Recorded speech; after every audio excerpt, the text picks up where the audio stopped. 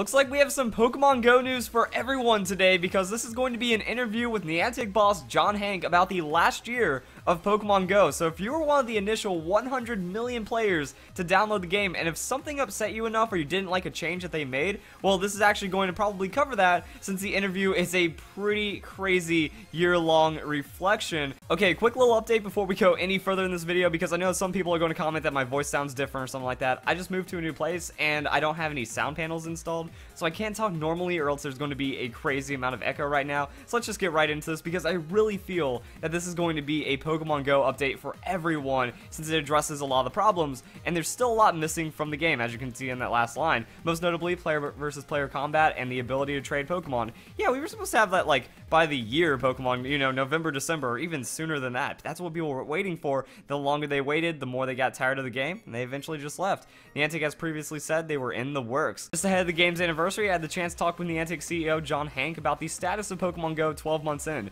We talked about everything from the developers' ongoing war with cheaters to the importance of communicating with players to just why those anticipated features are taking so long. And then we get to it, guys. Cheating ruined Pokemon Go. I think that's the best way of putting it. All the people defending spoofing, all the people defending all these like cheating and third-party apps and anything like that, that's what ended up killing Pokemon Go. We've known this for a while, but this is where it gets confirmed right here. We had some experience with cheating in Ingress. We knew the location spoofing and people building fake clients to do things would be an issue. I didn't think we anticipated to the degree which people would do it in Pokemon Go. And that's because, I'm going to say it's also because of cheating in the Pokemon handheld games. That cheating is so rampant with PK Hex and Pokemon Sun and Moon and Pokemon Mega Green Alpha Sapphire, Pokemon X and Y, that cheating is just built into the community. Pokemon Company, they didn't do anything to stop the cheaters, so they just go and cheat in Pokemon Go anyways. It's all about building the unfair advantage against players, and Niantic, they acknowledge spoofing, they acknowledge these tools as an unfair advantage. Even downloading a third-party app that does IV checking, they find that an unfair advantage in Pokemon Go. And that's kind of the thing. But the problem is the success made it even crazier. They said it was different from Ingress. The scale of Pokemon Go meant there was commercial cheating going on. There was widespread, you know, buying, selling accounts, also widespread cheating services, people developing apps towards third-party unfair advantages and stuff like that. So yeah, with commercially funded cheating, it was a challenge to keep the game fair for everyone. And that's just where this gets absolutely crazy, because now it gets to the point that both sides are responsible. I'm not just mindlessly defending Niantic throughout this entire interview. Actually, for the most part, you can blame Niantic, Nintendo, or the Pokemon Company for a lot of things wrong with the game, but the cheater aspect, it is something that actually had a huge part in hurting Pokemon Go, because they had to spend development time working on fighting cheaters instead. And also, when you look at it, you know, okay, Niantic, give them blame right here. They weren't ready for the huge influx of players in Pokemon Go. But then when cheating started happening, that just made the problem even worse, which is why Niantic had to go and kill off their functioning Pokemon Finder system, which caused players to cheat more, which hurt the servers even more. And then, like, okay, what do? You do use the map hacks, because Niantic, they also waited a while. You know, it took them about a month to say officially, hey, we're against using a third-party map to help you locate Pokemon. It's an unfair advantage. It hurts our servers. Do not do this. It's against terms of service and all kinds of stuff like that. But there was really a lot of, you know, it was up in the air. It's like, hey, is this just a helper site? Is it something similar to just going on Bulbapedia and looking up Pokemon information, or is this actually something that's against the rules? And the thing is, no one really knew how the map finder worked. You know, for the longest time, I thought that all the Pokemon were always loaded in Niantic servers, and you could just kind of peek at the servers. But no, to actually find out where all the Pokemon are spawning, you have to use spoofed locations and stuff, and that's just going to create another account, put it there, search for Pokemon, and that's why the servers were suffering so much. But then Niantic, even when they killed it off, you know, they did that thing where they showed their graph like, oh, 60% of the server usage went down when they killed off all of the map spoofing and stuff, and they sent like cease and desist and whatever. They could see just like a massive amount of server overload being reduced right there. But then at the same time, Niantic never brought back the old Pokemon system, the old Pokemon finding system, so people just went back to whatever new map hacking and stuff popped up. And then the spoofing issue is also something pretty crazy as well, that Pokemon Go is an enjoyable game, but people start playing it like an MMO instead of the actual handheld experience that it is. Because what you do is you spoof it on your computer, and now you have all the fun and stuff of Pokemon Go. Problem is, it disadvantages players that have to walk when you're spoofing across across the world, catching all the rare Pokemon that are spawning all over the place, spinning Pokestops all day long. Like, there's that one bridge, was it the Minnesota Bridge or something, where you could just, like, there was 4 Pokestops right in a circle, and you can just spin around it, hop to another location, spin 4 more Pokestops, hop on back and stuff. So it does give an unfair advantage, but it is also like a way that players started viewing the game instead, because it works as an MMO. It works as this, if you could roam around the world catching Pokemon, it also brings a part of that experience, and I'm actually surprised why Niantic hasn't released just like an online-only Pokemon Go kind of thing, like kind of like just a Pokemon MMO using Niantic formats. But then people probably wouldn't play it on the like on the smartphone. They probably wouldn't play like the real Pokemon Go. And then I guess cheating could also be an even larger issue, but it just kind of shows that everything compounded. Niantic failed to bring back the Pokemon system, which wanted players to cheat. Everyone else was cheating and not getting punished, so that just caused the remaining legitimate players to cheat and not fall behind. And that's just kind of that's just one of the big issues right there. So let's get a little more into this interview, since it does get pretty crazy as well. Everyone said, okay, cool, you killed spoofers, you killed all the botting, you tried to reduce third-party cheating as much as possible, so when are we getting the original Pokemon system back? Original Pokemon system never came back.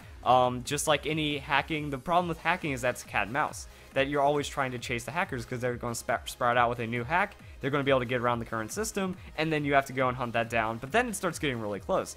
It gets it to where you can't tell a spoofer or a hacker from a legitimate player most of the time, so you don't want to ban legitimate players by accident because of the small percentage of spoofers out there and the small percentage of like third-party commercial services and all of that. Now that we're coming up on the 1-year anniversary, how do you feel about the state of the game? Is it where you want it to be? And I think that's a pretty big one. Now, one quote that's already been kind of pulled from this article that might make it a little more interesting to dive into is that apparently Pokemon Go is 6 months behind where they want it to be. We're a year in, and it's already 6 months behind, so I can kind of show that a lot of those features could have been condensed and made the game a lot more enjoyable for a longer amount of time. And that brings me to something I wanted to bring up from Joe Merrick, because I haven't really been keeping up with the game and the Pokemon tracking system and how well everything has been from the initial launch, because like from what I've heard, the initial launch, the Pokemon tracking system, it was perfect, but then that's when Niantic got overwhelmed by all the spoofers, all the cheaters, and they had to dial that system down because the server load was just way too much. And now, even with more stable servers,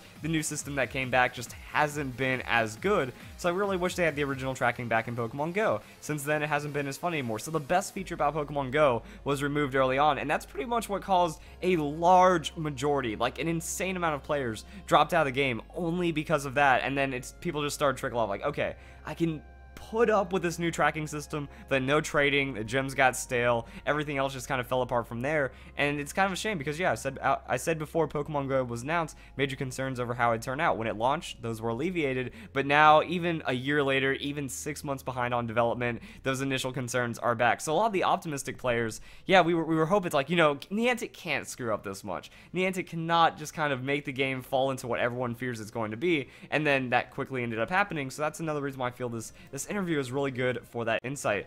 Now, this is kind of a weird start to the interview for me because John Hank kind of uses it as like an optimistic opener. I know it's a good strategy, but when we get into the rest of the article, you know, there are some issues that end up kind of sprouting out, but overall he says it's a great year, it was a great launch, great player base, everything's been exciting about the game, and I don't really know about that because you like see all the community backlash, you see all the problems. I guess that is one way of dealing with it, is like trying to stay hopeful, trying to just work on positivity to get the best features out into the game. But there are some issues that cannot be overlooked, such as this. When you look at where the game is now and compare it to your initial roadmap, how similar are the two? We probably lost 6 months on our schedule because of the success of the game. That's it. And that's absolutely insane. Really, all the way through November and December, from our launch onward, we've been rebuilding and rewiring infrastructure to keep the game running at a scale we're running at. And that was kind of it. Like Pokemon Go, it just died immediately. There were server problems. That's because no one really expected the game to be as large as it was. However, another thing that kind of comes out throughout this interview is that it seemed to be a financial issue as well. That you can only have so many people working so many hours to do so much with the servers and so much with the game, and because if you spend more money than the game's going to make, well, that's not how you be profitable. So you have to dial it back. And also Niantic, they're the developer. They're being published by Nintendo. Like, Nintendo just isn't going to say, here's the Nintendo checkbook, go write the biggest checks you can to make sure that this is the best game ever. Really, no one was really expecting to be Pokemon Go as large as it was, even though I believe the Pokemon Go trailer had like over 20 million views. The game started exploding in downloads. It started off as like a fun game that everyone wanted, and then the features kind of started getting hit more and more as like spoofers came in, as the server instability happened. That's kind of what we see right here. You know, many more users than we'd planned for. We had to redirect a substantial portion of the engineering team to work on infrastructure versus new features. So that's pretty much just the first couple of months of the game was stability instead of new features. So that's why the game ran out of features pretty quick and players got burned out. That switched off things like extended gems, pushed out things that we wanted to have like player versus player and trading. So yeah, PvP and trading, we were expecting to have that by November and December. That got pushed out, and then there were other timelines such as Generation 2, the raids, and the Pokemon Gym update. And it just seems like, yeah, without everything that happened, there was just too many people working on making the game work instead of actually putting new features into the game, because the success, the launch, caught everyone off guard. And I do feel like that might be a little issue with Nintendo as well, that they could have maybe done some kind of funding to be like, alright, we understand this game's getting insane amounts of players, but it doesn't seem like Nintendo or Game Freak wanted to hold on to that too much, so they didn't really throw money at it. They just hoped that the developers would work with the resources that they had. And then a little bit about Pokemon Go Plus, how that ended up working out.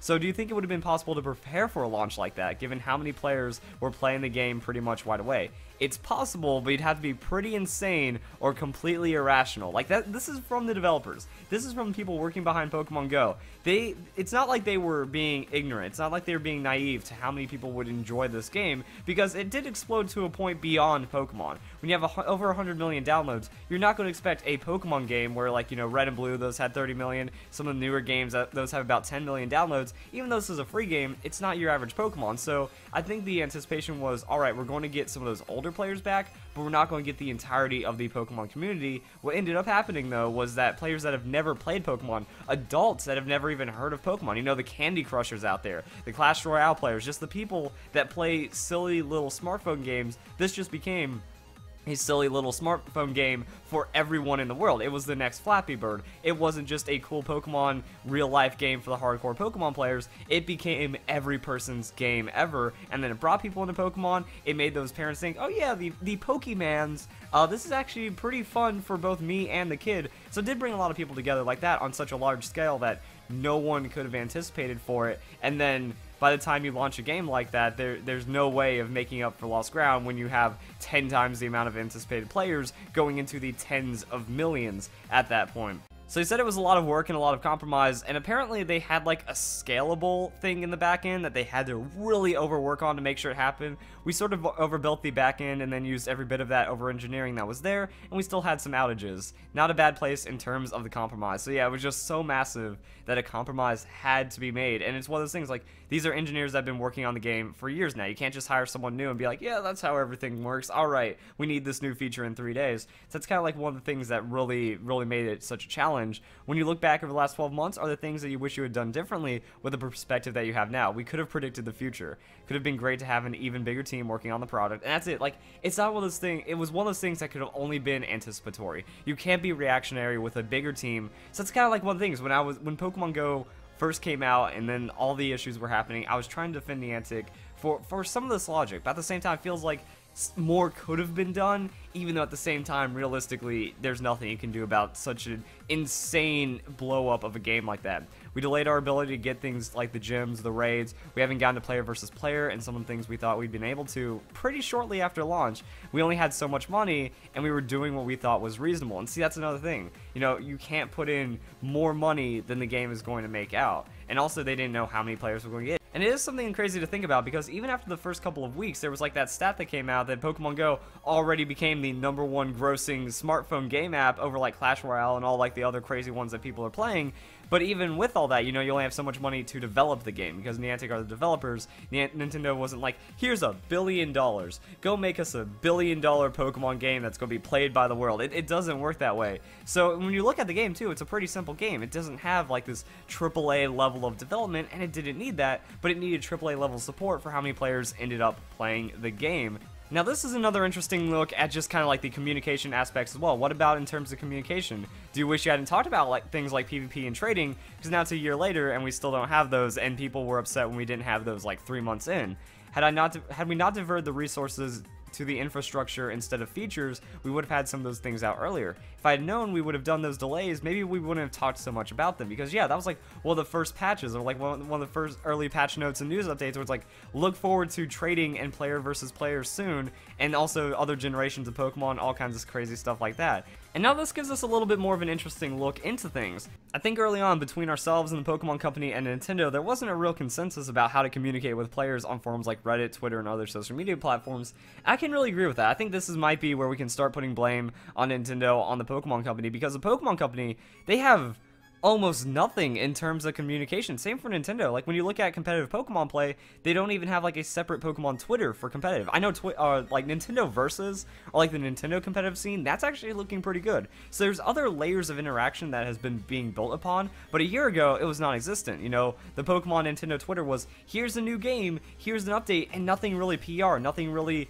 interactive right there. And then the Pokemon Company is even worse about it. We have this competitive scene, we have hacking, we have all these major issues going on in Pokemon, and the Pokemon Company doesn't even care to engage with any of the players about it. Also, Pokemon Global Link, that's a little behind. It also doesn't have all the information that people are looking for. So it seems like that could be another issue. You know, Niantic, they're more of an indie studio. They did Ingress, they have game developing experience. They're like, hey, we have an idea of how to do this interaction with the other players, but it involves social media, it involves all of these unfamiliar platforms, and I'm not trying to put word in Niantic's or Reddit's mouth at any point during this video, but yeah, there wasn't a consensus. You know, Nintendo probably would have said, just ignore it and put out the features and they'll be happy. Maybe the Pokemon Company had some input, but overall, there wasn't really any real way of getting the information out there that was needed. I guess maybe because someone didn't want to take blame. You know, Niantic didn't want to take blame for being understaffed and having to actually say, hey guys, you know that all that server instability, well, you're not getting trading while we fix that. You know, no one wants to say that, and Nintendo doesn't want to say, well, we didn't give the money to make this game as large as it needed to be because we didn't believe it was going to be as large as it needed to be. So overall, I think all the communication just kind of fell apart, and in the end, they thought they were doing what was reasonable. I think it was reasonable, but at the same time, there were just outages where you didn't hear from Pokemon Go, where you didn't hear from Niantic for a couple weeks, and it's like, oh, you said that feature, oh, the server stability isn't fixed. Hey, by comparison, you know, this new feature is crappy, but you haven't really admitted how much crappier it is for us for encountering Pokemon or anything like that. So it seems like, you know, there were just those holes that Niantic, Pokemon Company, and Nintendo kept falling into with the early on communication that made players feel even worse. Like, hey, if you said that we'd get the old system back at some point, that would have kept some people on. And if we got the new old system with trading and all the fun stuff we've been talking about, then people would be a lot more interested in it overall. And now this, can you talk about some of the times you did diverge from that roadmap based on feedback you'd received? I think this is one of the biggest problems for any developer with any gaming community, because any gaming community is going to be split on what they want. And look at this part on the bottom. This is crazy.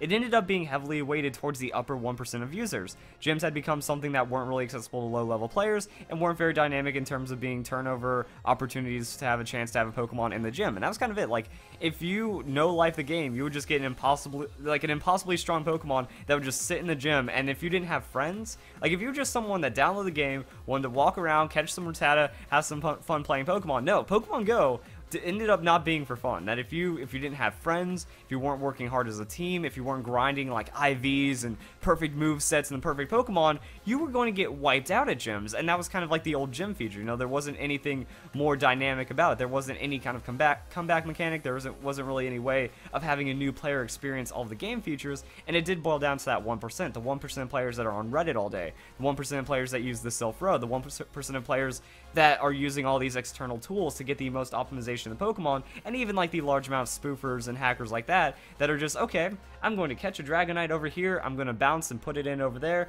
I'm going to train it, spin 10 bajillion things, and like, you know, they did all this power leveling and they did all this hacking and stuff, and then, okay, now the players, even the players that are tryharding are getting beaten out by the hackers, and then the players that are hacking and tryharding are going to beat out all the players that are just trying to play casually and have fun. So you had to dedicate more resources than you wanted to in the game, or else the game just wasn't fun, and then you couldn't do anything about it.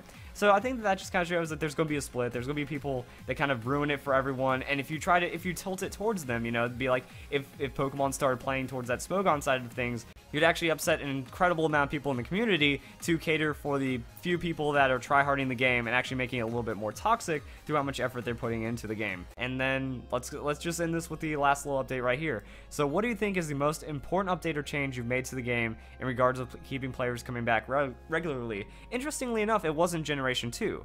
Because adding new Pokemon, like, it's weird. In the main series Pokemon games, in the handhelds, adding new Pokemon is what brings players back to a game. You know, you're going to get more people coming into the new generation of Pokemon. More people downloading, or more people buying X and Y, Sun and Moon, than they are for the sequels, because you want the new Pokemon. That's where all the information is. That's where the news is. That's where the exploration is. But adding new Pokemon to Pokemon Go didn't really do as much as they feel the gym update.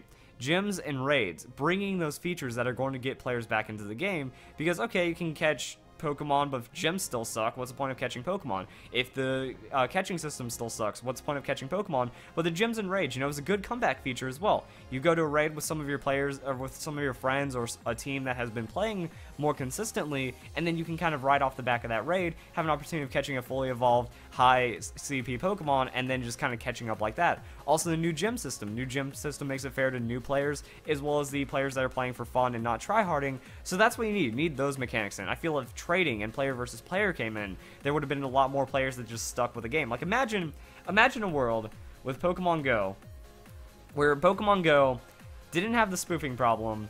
They didn't have the catching system. You know, if the encounter system actually never broke. We had player versus player in, like, November, we had trades in December, we had Generation 2 in February, and then in April we had raids and legendaries, or even, like, if that got even more condensed, all of those features being introduced every single month. That, you know, maybe September had trading, November player versus player, January would have Generation 2, maybe February, because Pokemon Sun and Moon coming out, I guess, you know, Pokemon Go doesn't want to interfere with that. But then, like, February into March, Generation 2, or maybe February would have had the gym update, Generation 2 would have been in April, so then we'd be getting into Generation 3 right now. We'd already have trading, we'd have legendary Pokemon, we'd have a better gym system. It seems like, yeah, unfortunately, Pokemon Go had it was the greatest game in the world for a very small amount of time, and then just so many problems ended up surfacing because the scale that it takes to manage the greatest game ever seems to be just too difficult for anyone right now. I wonder what the future holds for Pokemon Go. I think too many players were burned, and unless they do like a massive overhaul or relaunch, like if they do trading and PvP in the same update, and they time it really well, and they say, hey, everything's back. The old encounter system is back. Trading's back. PvP is back. By the way, we have like Gen 3 coming out next month. We can promise you Gen 3. Gyms are good. Legendaries are good. All of this good stuff. It's going to be Pokemon Go. Like, they need to do like Pokemon Go 2.0, or like, you know, they need to make it they need to do a complete relaunch. I don't know, like, if there's a way of saving that from the beginning, but if they do a complete relaunch, they try to get everyone in the world playing Pokemon Go at full capacity, and they should have the money, they should have the resources to be able to handle it right now. I think that could be a way of doing it, because I don't know, like, if they just kind of squandered the initial hype of Pokemon Go and now it's dead forever, or if there's a way of saving that game. So that's kind of something interesting that I wanted to kind of leave with on an ending note, and I just had a lot of things to say about Pokemon Go, because I think this is the year recap. This is looking at the success, this is looking at the failure, and this is saying, yeah, Pokemon Go had potential. I don't think many people actually thought Pokemon Go was a bad game. It did bad things, but when you look at all the features, when you look at everything Pokemon Go wanted to be, it was something truly awesome and magical, and now I don't know if we'll be able to bring that back. So if you guys enjoy the video, hope you all have a nice day. Thank you very much for watching.